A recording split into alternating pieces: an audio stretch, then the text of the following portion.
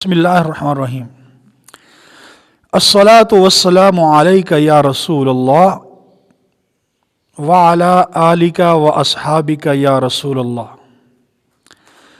सलातो सलाम पढ़ना, अस्सलातु वस्सलामु अलैका या रसूल अल्लाह पढ़ना जायज़ है या नाजायज़? या रसूल अल्लाह, या नबी अल्लाह कहने का क्या हुक्म है? जायज़ है या नाजायज़ है?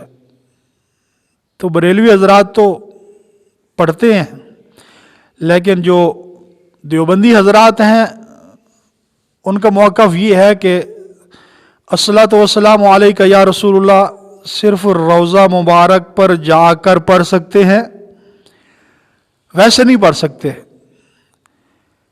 तो मेरा मौक़िफ़ ये है, अस्सलातु वस्सलामु अलैका या रसूलुल्लाह व अला आलिका व अस्हाबिका या रसूलल्लाह। इसी तरह या रसूलल्लाह, या नबी अल्लाह, आप जहाँ पर भी हैं, रोज़ा पर नहीं है, पाकिस्तान में हैं, अफ़गानिस्तान में हैं, इंडिया में हैं, अमेरिका में हैं, जहाँ भी हैं ये पढ़ सकते हैं, लेकिन उसकी शर्त यह है कि अगर तुम्हारा अकीदा ये है कि हुजूर अलैहिस्सलातु वस्सलाम हर जगह हाजिर नाजिर मौजूद नहीं है, और ये आपने पढ़ा अस्सलातु वस्सलामु अलैका या रसूलल्लाह अकीदतन महब्बतन, फिर ये पढ़ना जायज़ है। ये फ़र्त महब्बत के अंदर।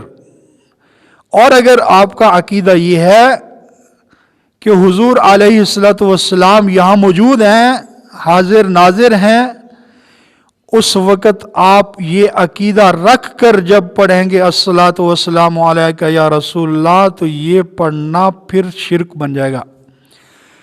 इसी तरह या रसूलल्लाह इस्मा हालना, या रसूलल्लाह इस्मा क़ालना, ये हजरात जो पढ़ते हैं इनका अकीदा ये होता है कि हुजूर अलैहिस्सलातु वस्सलाम यहाँ मौजूद है और वो हमारी बात को सुन रहे हैं, हमारे कहने को सुन रहे हैं। इस अकीदे के होते हुए अस्सलातु वस्सलामु अलैका या रसूलल्लाह कहना भी शिर्क है।